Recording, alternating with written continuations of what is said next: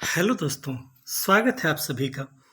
अभी स्क्रीन पे जो लेटर दिखाई दे रहा है, ये शिक्षा का अधिकार अधिनियम 2009 है और ये आपका हक है। ये अधिनियम नहीं, ये आपका हक है और आपको अपने हक के लिए आवाज़ उठाना पड़ेगा। वरना जान लीजिए कि जो साइलेंट रहते हैं, चुपचाप रह जाते हैं, आपके हक के लिए कोई कब तक दूसरा आवाज़ उठाएगा। इसमें अगर आप देखेंगे ध्यान से तो यहाँ पर स्पष्ट किया गया है कि किस कक्षा के लिए कितनी संख्या में शिक्षक होने चाहिए, कितने बच्चों पर होने चाहिए और किस तरह से बिहार में इसका उल्लंघन हो रहा है। सरकार के स्तर पर लेटर जारी भी हो जाता है कि 31 मार्च 2019 तक सारी रिक्तियों को शामिल किया जाए और इसके अलावे शिक्षा का अधिकार अधिनियम के अनुपात में जो एक अनुपात तय किया गया है, उस अनुपात में रिक्तियों को दिखाया जाए, उस अनुपात में रिक्तियाँ भेजी जाए। लेकिन नीचे से हेडमास्टर से लेकर कई अधिकारी तक भी इस लेटर को समझ नहीं पाते हैं। बाद में सचिवालय से दोबारा लेटर निकलवाना पड़ता है हम लोगों को कि जो रिक्तियाँ हैं उनको 31 मार्च 2022 तक शिक्षक छात्र अनुपात में कैलकुलेट करके भेजा जाए। आप यहाँ पर देखिए, वैसे तो ये पूरा अधिनियम इंग्लिश में है, लेकिन जो लोग इंग्लिश नहीं भी समझ पाते हैं उनके लिए हम इसका हिंदी अनुवाद करके बताएंगे, क्योंकि ये आपका अधिकार है। जब तक आप अपने अधिकारों को जानेंगे नहीं, तब तक कैसे आप कोई आवाज़ उठा सकते हैं।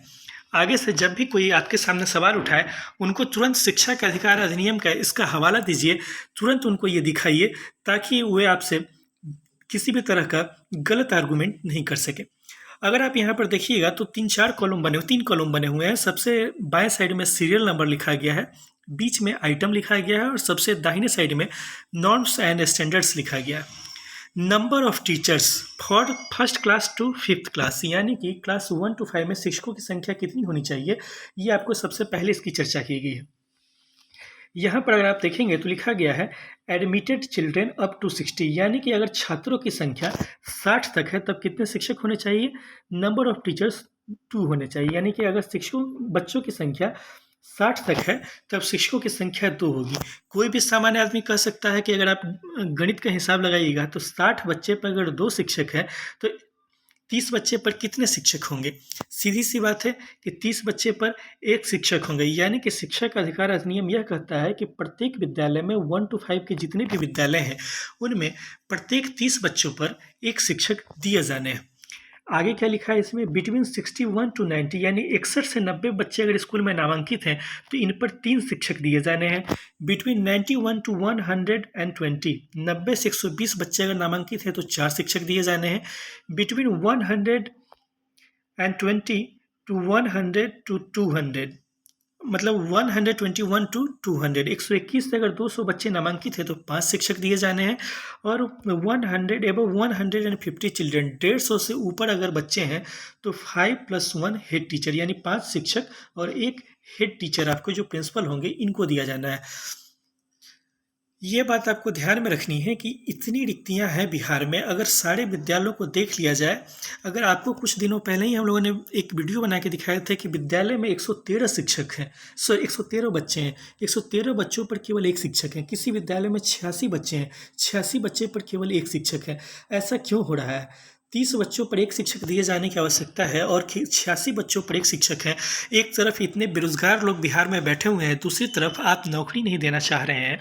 सरकार के स्तर से इस पर फिर से बोल रहे हैं, सरकार की आलोचना नहीं कर रहे हैं। सरकार ने तो लेटर जारी कर दिया है, लेकिन रिक्तियों की गणना करना किसका काम है। नीचे जिला शिक्षा पदाधिकारियों को ये स्पष्ट दिशा निर्देश दिए जाने की आवश्यकता है, बीओ को, हेडमास्टर को उस जिले की, कि जो रिक्तियां हैं इनको 31 मार्च 2022 तक कैलकुलेट करके भेजा जाए। दूसरा, उस विद्यालय में जितने बच्चे नामांकित हैं और उन नामांकित बच्चों की संख्या में कितने शिक्षकों की आवश्यकता है, इनको भी कैलकुलेट करके भेजा जाए।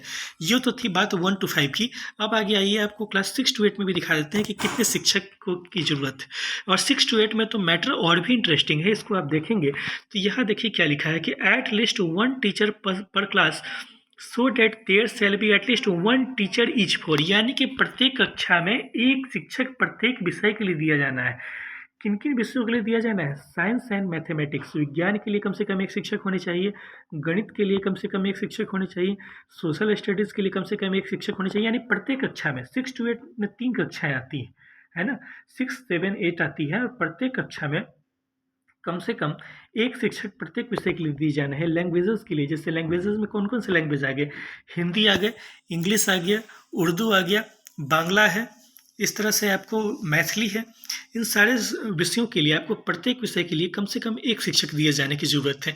लेकिन यहाँ विद्यालयों में क्या किया जा रहा है, नीचे से जो रिक्तियाँ कैलकुलेट करके भेजी जाती है, इसमें ये दिखा दिया जाता है कि अच्छा 6 to 8 में इतने टीचर हैं। मान लीजिए 6 to 8 में अगर 60 बच्चे नामांकित हैं, तो 60 बच्चे के अनुपात में अगर 2 शिक्षक हो गए तो इनको पर्याप्त मान लिया जाता है, जबकि आवश्यकता यह है कि प्रत्येक विषय की तुलना में कम से कम एक शिक्षक तो होनी चाहिए। अब बताइए, गणित के शिक्षक आप देखे होइएगा कि विद्यालय में हिंदी पढ़ाने के लिए जाते हैं।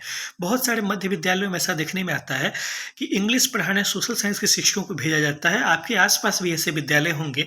ऐसा नहीं है कि हम इसको बढ़ा चढ़ा के या फिर सरकार के खिलाफ कुछ गलत बोल रहे हैं।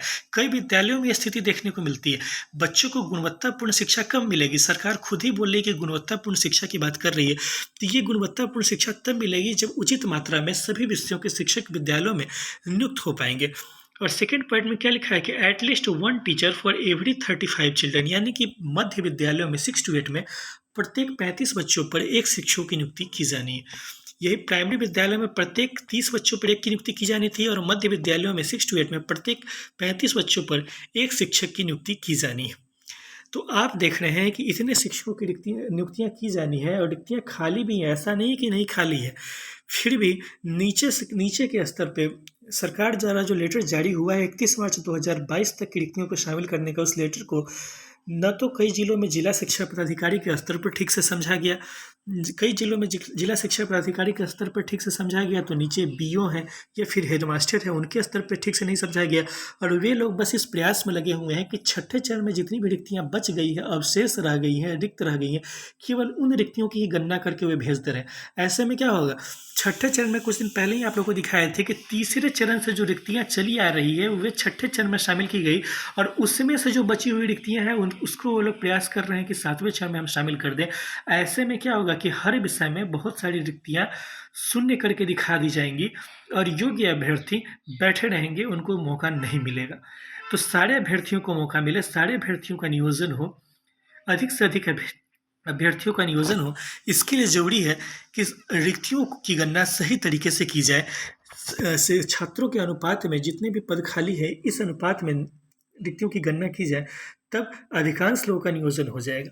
अगर आपको हमारा ये वीडियो पसंद आया हो तो आप हमारे चैनल को सब्सक्राइब कीजिए, इस वीडियो को लाइक कीजिए, और अधिक से अधिक लोगों तक इस वीडियो को पहुंचाइए, ताकि सारे लोग जागरूक बने, ताकि आपकी आवाज़ में उनकी भी आवाज़ शामिल हो। याद रखिए, हमेशा एकता में शक्ति होती है। हम सब आपस में मिलकर प्रयास करेंगे, तभी अधिक संख्या में रिक्तियाँ आएंगी। फिर मुलाकात होगी आपसे नेक्स्ट वीडियो में, तब तक के लिए धन्यवाद। Thank you.